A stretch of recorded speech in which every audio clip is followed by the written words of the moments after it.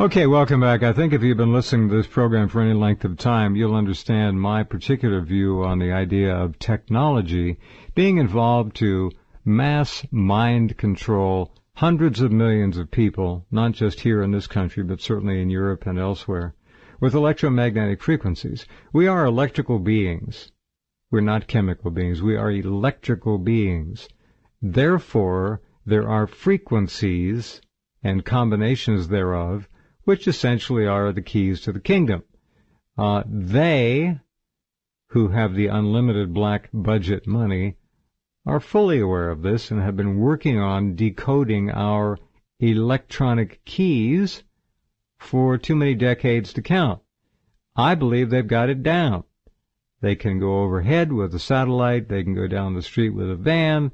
They can do any number of things. They can use the Gwen towers, the cell towers. They can broadcast frequencies that create any number of different emotions. All right? In other words, we are malleable and we are programmable at the hands of people who don't believe in freedom. And I will point right to the story of the hour, written by Alfredo Lopez, who is one of the finer writers on the Internet to pop up in the last year or two. Writes for Dave Lindorf's This Can't Be Happening, and he's an excellent writer. And we will take a look at his article today about Facebook and the obvious outrage that they perpetrated. Now, that said, let me just suggest to you that what Facebook has admitted doing, to me, sounds very primitive and could be simple misdirection. But let's see what Alfredo has to say about that. Welcome to the program, and thanks again for the excellent article. Thank you for having me. My pleasure. All right, what got you onto this Facebook thing? Well, I mean, working for This Can't Be Happening, Internet and technology is my beat, if you will. Uh-huh. I'm a technology activist, have been for nearly 20 years now. I've been, in doing movement stuff for about a half century, about 48 years, about a half century.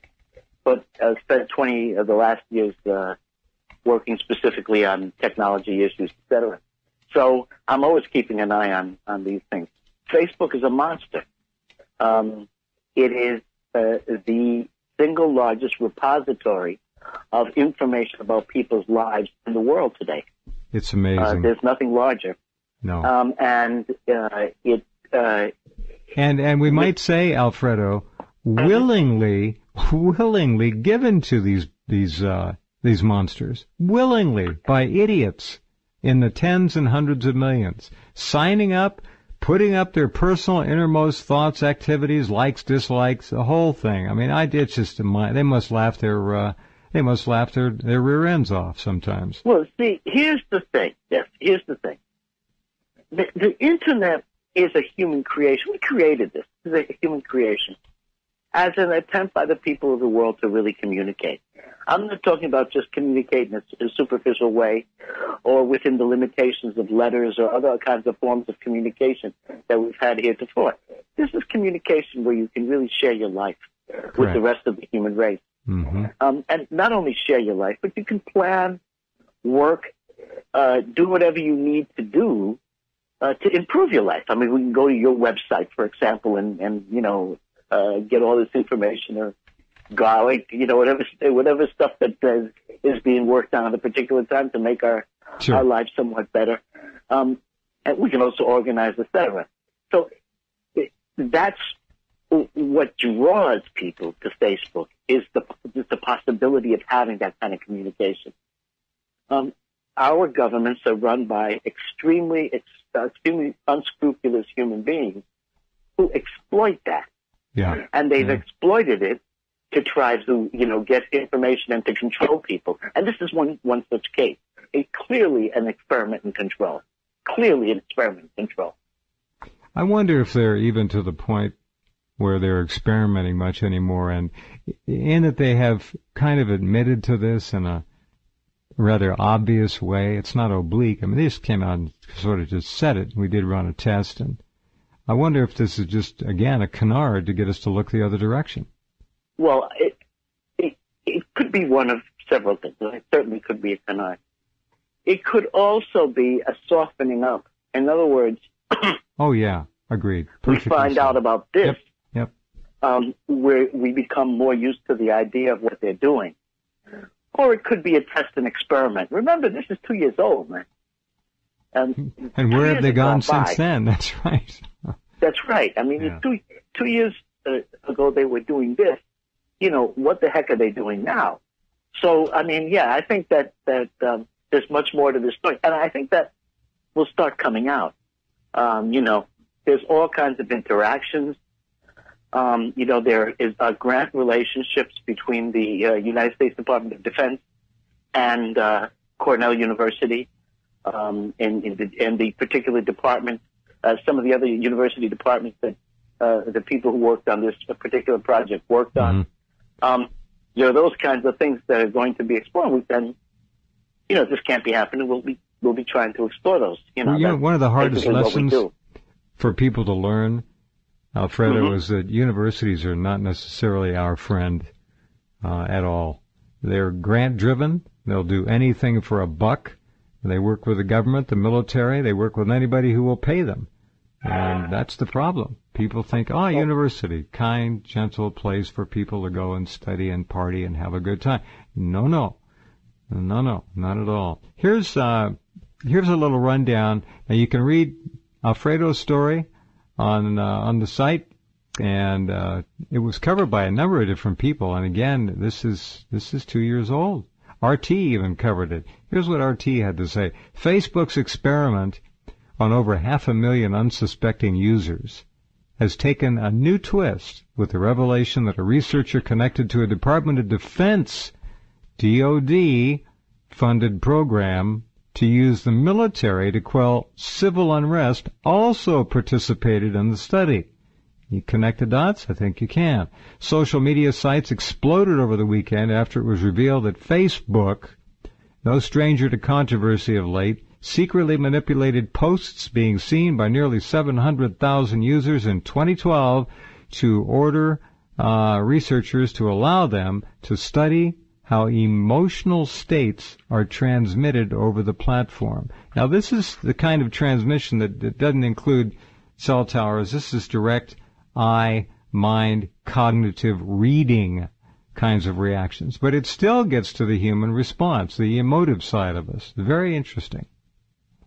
And it's also, I mean, besides the pernicious quality of the research, et cetera, there's something that's really important here, which is this is fraud.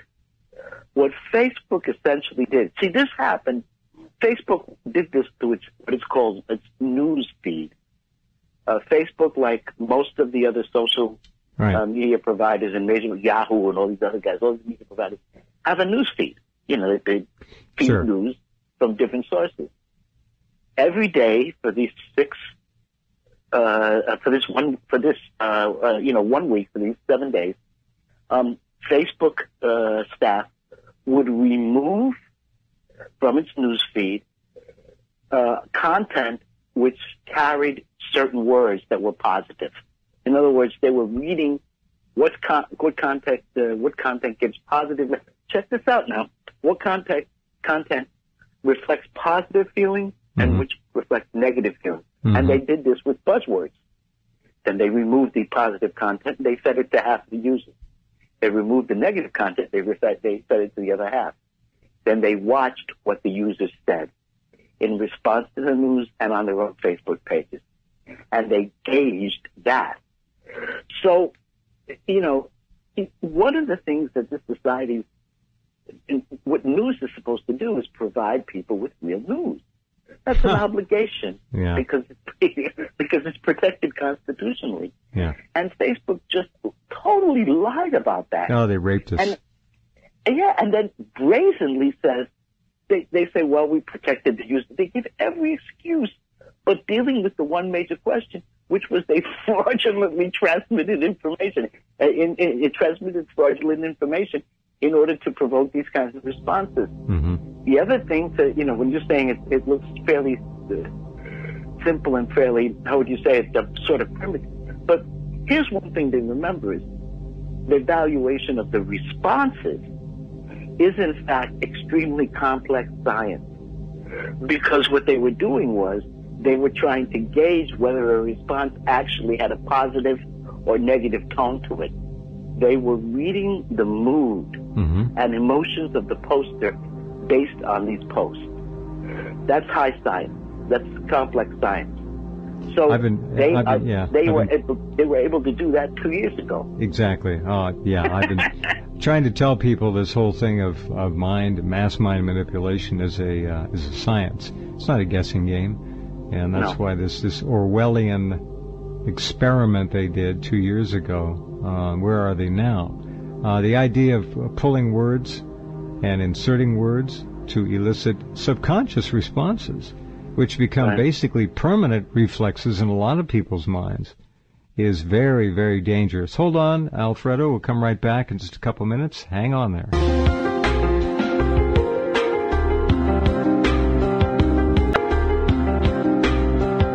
The attack on Facebook is apparently going to worsen. It was discovered that one of the authors of the platform's Mind Study, I'm going to put Mind Control Study because that's what it is, Jeffrey T. Hancock of Cornell, which Alfredo mentioned earlier, also received funding from the Pentagon's so-called Minerva Research Initiative to conduct a similar study entitled Modeling Discourse and Social Dynamics in Authoritarian Regimes.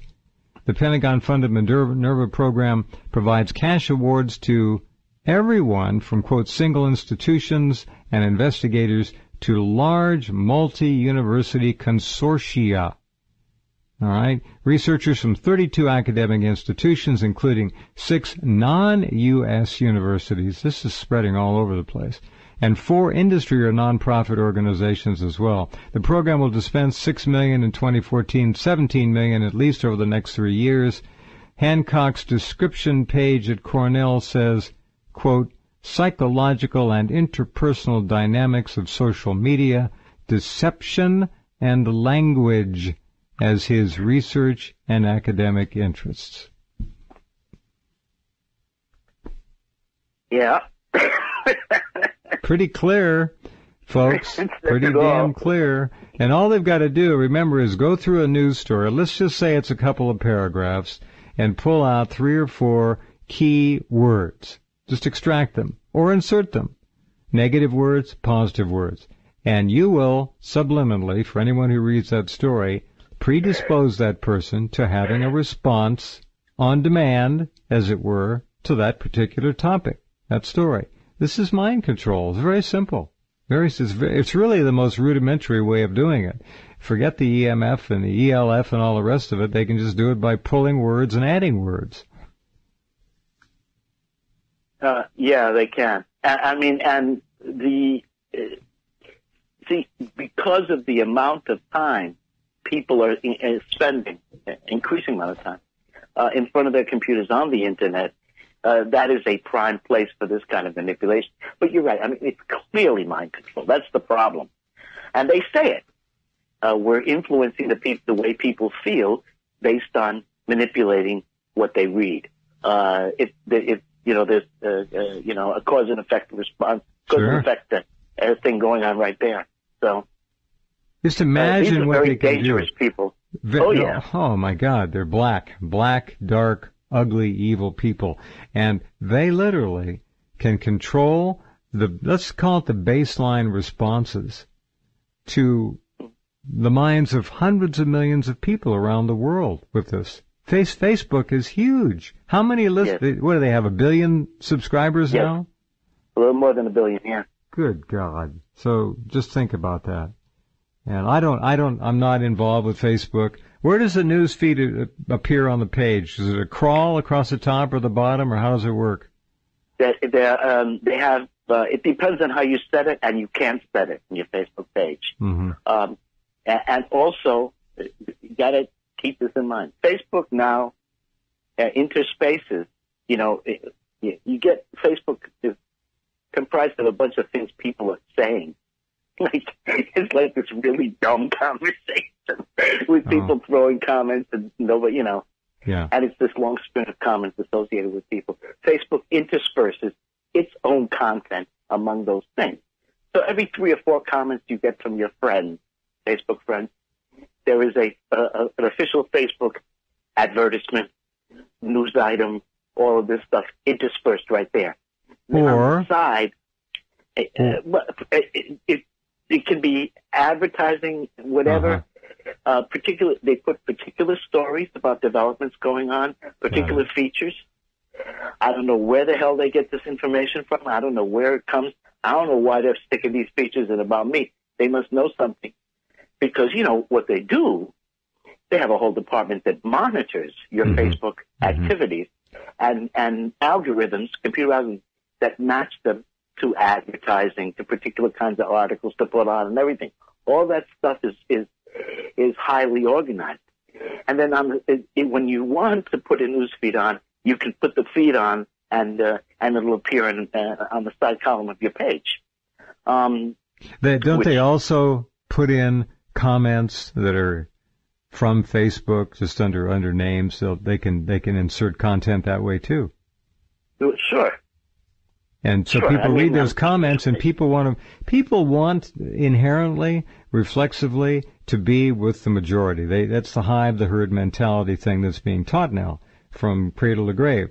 And so if the majority of comments lean one direction, and a lot of them can be phony comments, you're going to influence people that way as well. I mean, this is really very dangerous. Yes, it is. There's danger all over the place. I mean, we are concerned about Facebook, and I'm concerned about many of the other things that are going on.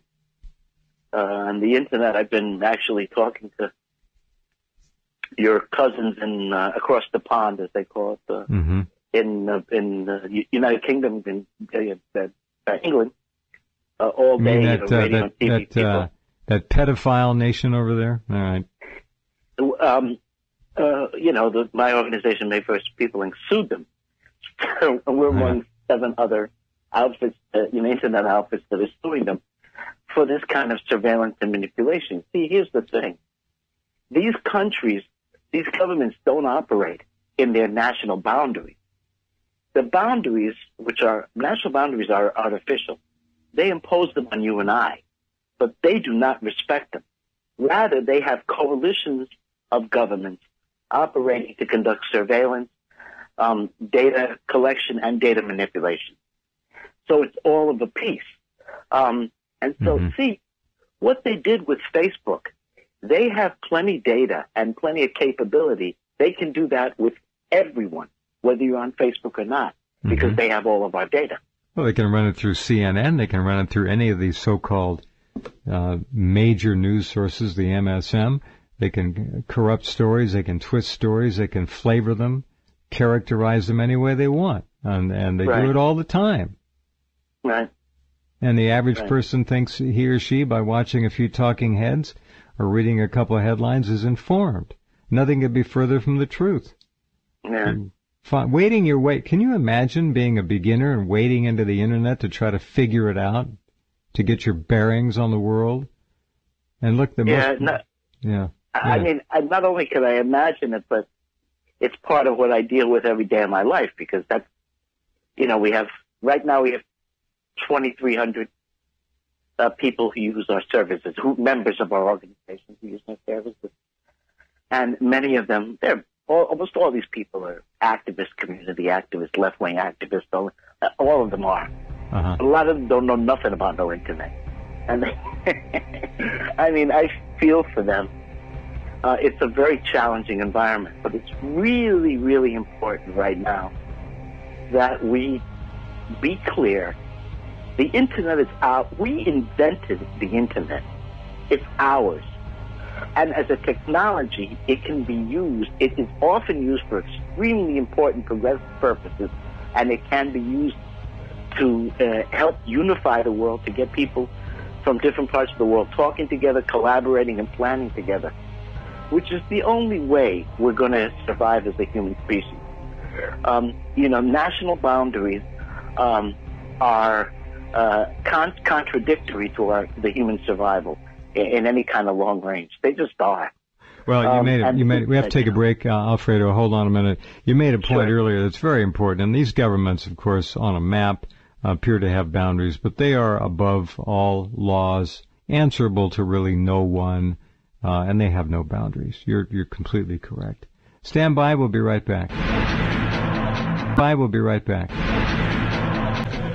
Okay, and we're back with Alfredo Lopez. This can't be happening. Dave Lindorf's site, he's one of Dave's excellent writers, and if you look under his name, you'll see his article today. We're talking about Facebook, but we're really talking about, unfortunately, how easy it is to get into people's subconscious and do some work. Just simply by removing positive words from a story, or twisting a phrase, or adding words. It's like shooting fish in a barrel, Alfredo. It's not even hard. It's absurdly easy. I've seen a few things from Facebook, and yeah, there are some intelligent people on there, but my God, I don't see thinking going on at all. I see idiocy. I see rote memory, repetitions. I see recorded messages, basically. It's not encouraging. Not encouraging at all. The true crime of Facebook is that it has been an attempt to infantilize the users of the Internet and to truncate any kind of analysis and thinking that might go on the Internet. In other words, it's an assault on the potential that the Internet has. One of the things the Internet can do is it can, you can share not only your immediate reaction to things, but your real thinking and analysis. Like we do in This Can't Be Happening. Nobody in the world in the commercial media is going to publish that stuff. It's impossible. It couldn't have I worked for many years for a commercial daily newspaper. I wasn't able to write what I write today and give my full opinion. Couldn't do it. They wouldn't publish. They edit all that stuff out. Sure. So you do have that capability, but Facebook, because of the physical limitations and the culture of it, does not allow for that kind of full expression. So it's like a very fast one-sentence conversation. It's like a barroom chat, as opposed to a really complicated conversation. And I think that's the most pernicious quality that goes Facebook hand in has. hand with the ever-shortening attention span that people are being given. They are attempting to. There is an assault on the attention span of people,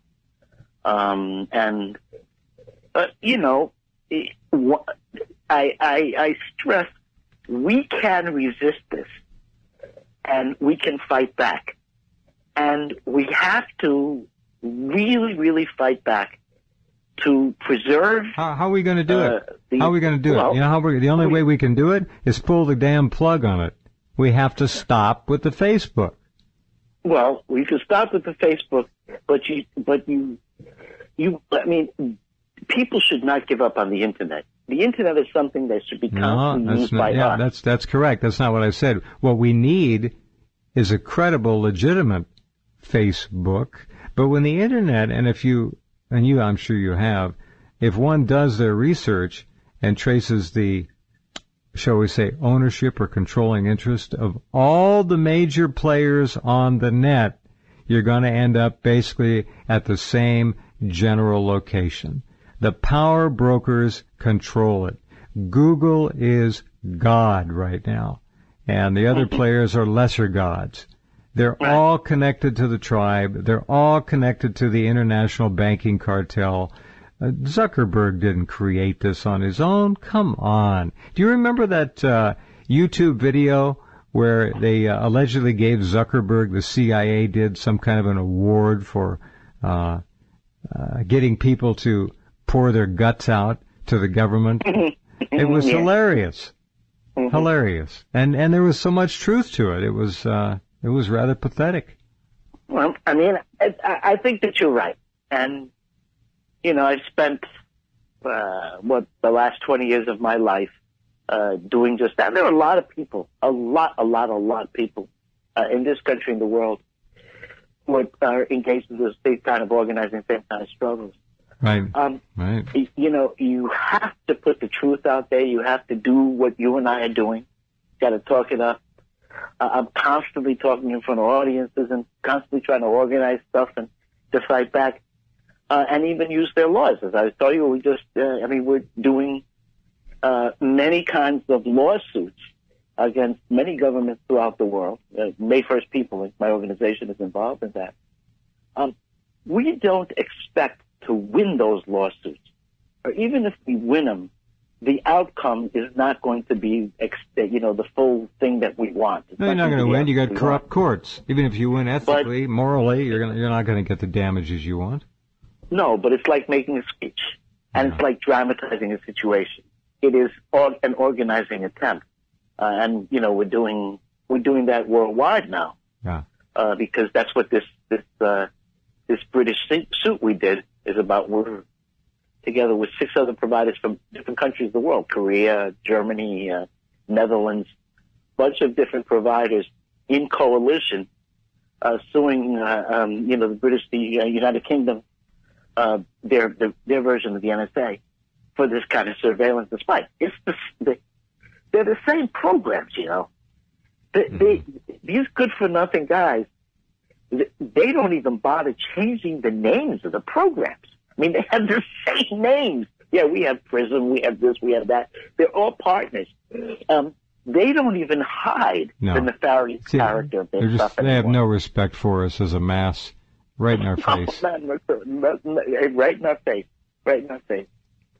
Yeah. Now, you started to talk, we talked earlier about the British, and I think Americans, by and large, if you took the aggregate populace that's involved with the Internet, would have some idea that there is great manipulation, at least potentially, going on there. Now, you told me that the Brits are really, we have a break coming up here in a minute, but the Brits are just out of it. They don't seem to get it. Well, I was stunned. I wouldn't go so far as to say they're out of it and don't seem to get it, because I don't want to I don't want to disrespect them. They were wonderful people and really intelligent. Well, but they were totally shocked at essentially basic information that the average high schooler in the United States could tell you about the surveillance, about what's going on with government surveillance. Unreal. Hold on, Alfredo, just for a minute. We'll come back. I'd like to hear an example or two about this. This is not good. Back in a minute with Alfredo Lopez as we continue. Okay, and we're back. All right, Alfredo, give me some examples of, if any come to mind, about how uninformed, I'm not knocking the Brits, but you'd think, and honestly, the British print media has been covered with these stories of surveillance, GCHQ, NSA, Snowden. So I don't get it. It's curious. The only thing I can say is there might be less distrust of their government on behalf of less people. Skepticism. Interesting. They less just accept. Skepticism. Or maybe within the circles of the BBC, they just haven't been covering the story enough or something. But they seem to be very, very surprised, very shocked. Well, I spoke to producers and people like that. The basic stuff. For example, the PRISM program, which is one of the massive data capture programs. This is basically, it's done a million different ways, but one way is what we call a man-in-the-middle attack, which is that through some kind of computer code near the server, what the hacker does is inserts this computer code, and this captures data from, let's say, either a form that you're filling out on your website, or it could be email that you're sending to, because your email is first going to go to the server of your provider. Correct. So with a man-in-the-middle attack, they can capture that email before it gets to the server of the provider, or on its way out. Yeah. And then, they hold it, analyze it, and then they send it on to whoever is supposed to receive it.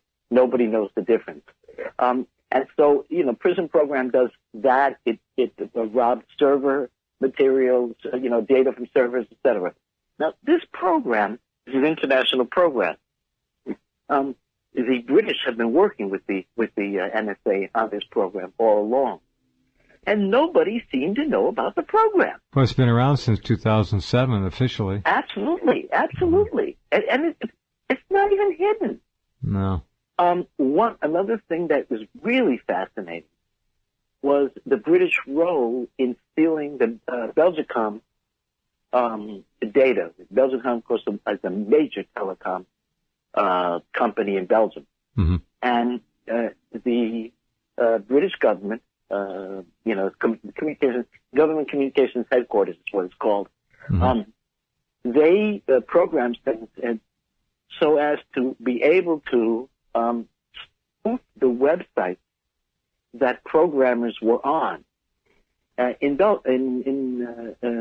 Belgacom. So, for example, say you're working on some project, they would spoof the website you normally go to the company.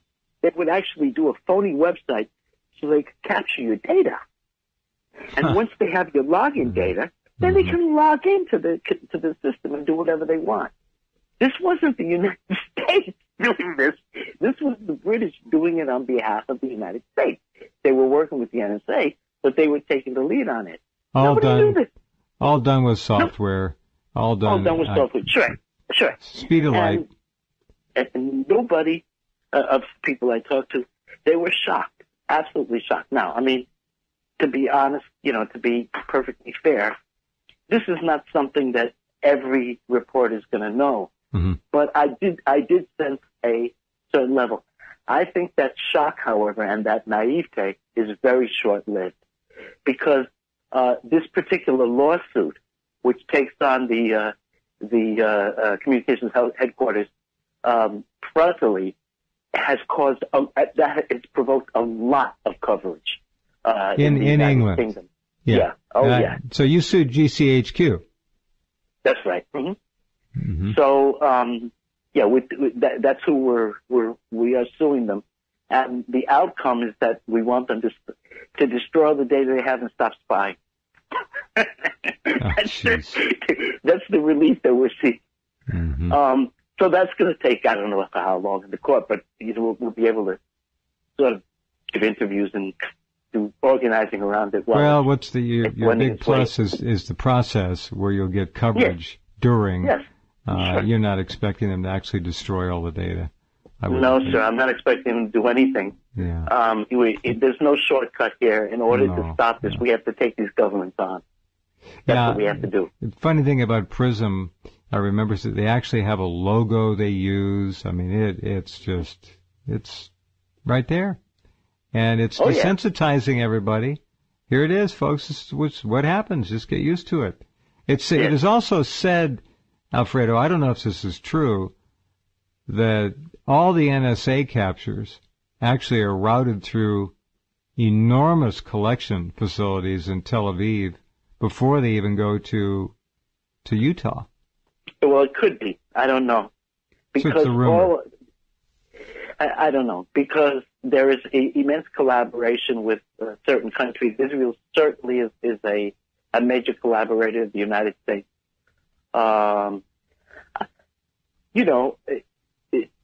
The United States, in collaboration with Israel, tried to destroy the atomic program of Iran. Correct. It's a computer attack. Yep. These were, I mean, this is war, man. It's absolutely war. You bet. And, there is no indication, no evidence whatsoever that that's a ballistic nuclear development. No. It's just nuclear power being developed. Let's just say that the Stuxnet virus, which we and the Israelis worked on, had caused Bashir to melt down. Right. My God. And that's the potential that they're looking at. That's what they want to be able to do. That's right. Now, theoretically, the Iranians were able to somehow analyze and defeat the Stuxnet attack and stay online, and they're okay. Not unlike they were able to bring that advanced stealth drone down from the Americans and copy it, and they've got their own now. They've copied everything perfectly. So and more power to them. They have the patience of Job. Yeah, I believe it. I mean, if somebody did to me what they did to them, I would be going through every roof on earth. You know, they just defeat it, they denounce it, and then, like you said, they move on and continue. That is a potential powerhouse. I am not, by the way, in any way, shape, or form of giving a standing ovation to the Iranian government across the board. But there is no question it has been victimized by these attacks, and that's the United States in collaboration with the Israeli intelligence service. Couldn't agree more. All right, so what's the future here? We know what Facebook has admitted. It's what they haven't admitted that bothers me. I know how the game is played, so do you, and so do our listeners. So what they tell us could be like a Model T Ford compared to what they have now. We don't know. That's right. Well, the first thing is that I don't think it was an experiment, Alfredo. I think that this is standard operating procedure, and I think they're doing it all the time. That's my guess. All right. So let's depart from that premise in our practice. Everyone listening to us, most of the people listening to us probably use Facebook in some way. It's probable that that's the case. If you use Facebook, use it for chat and chatter.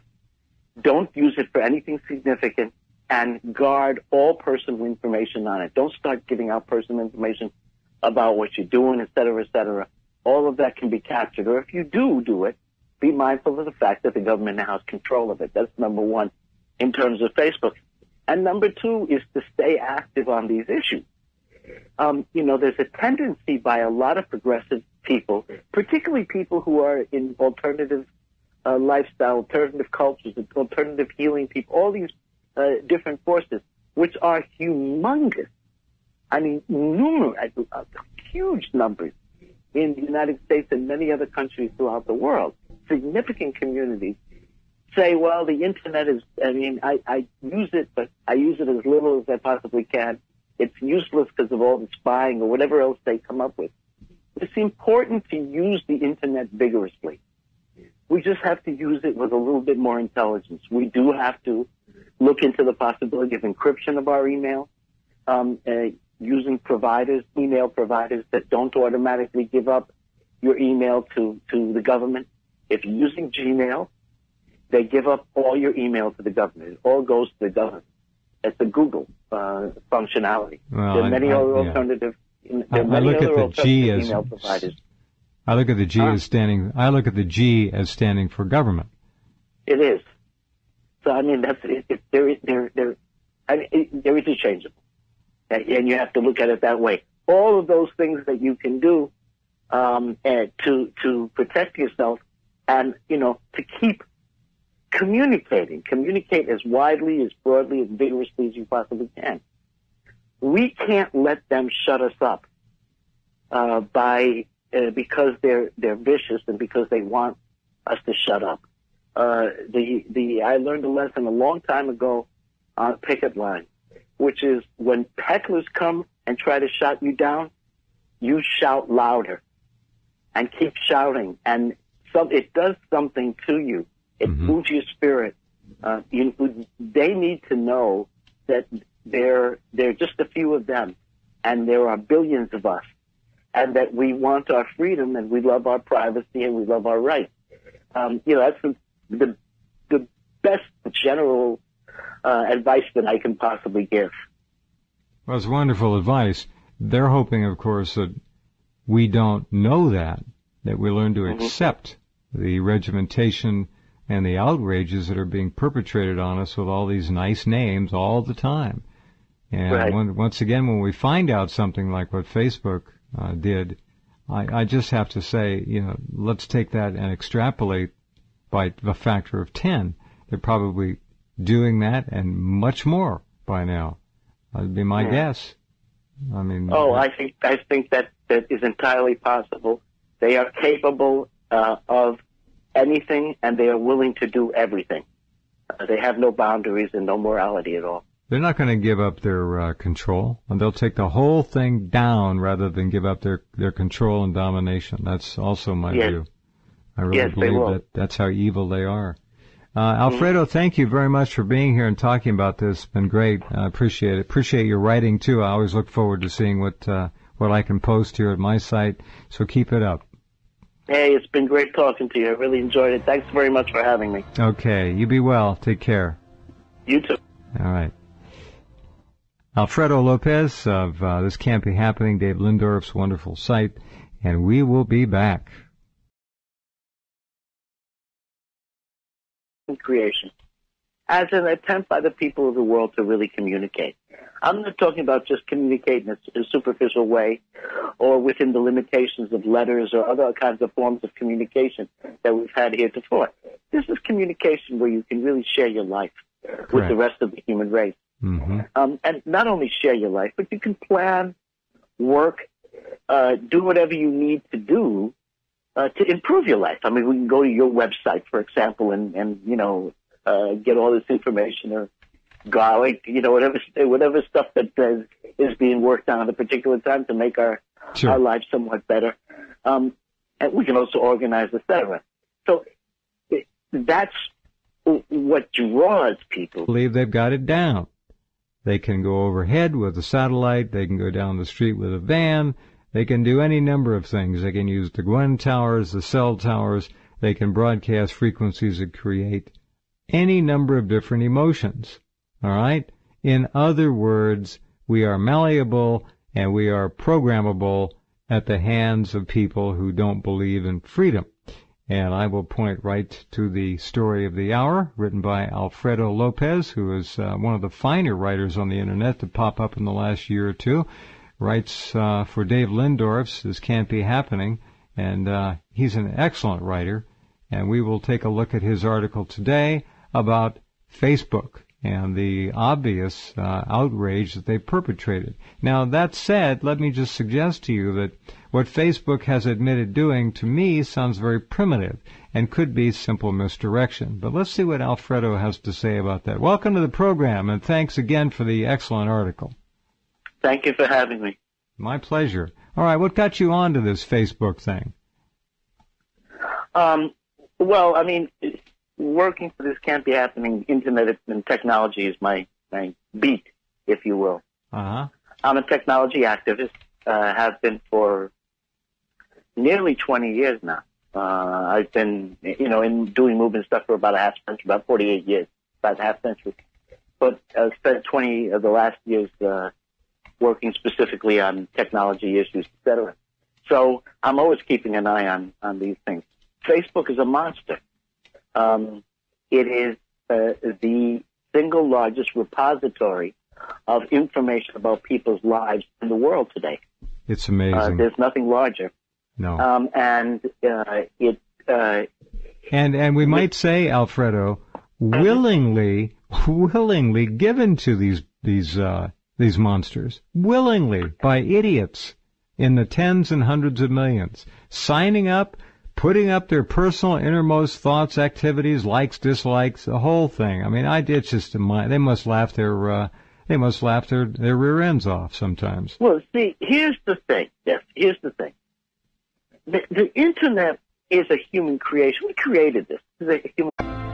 Okay, welcome back. I think if you've been listening to this program for any length of time, you'll understand my particular view on the idea of technology being involved to mass mind control hundreds of millions of people, not just here in this country, but certainly in Europe and elsewhere, with electromagnetic frequencies. We are electrical beings.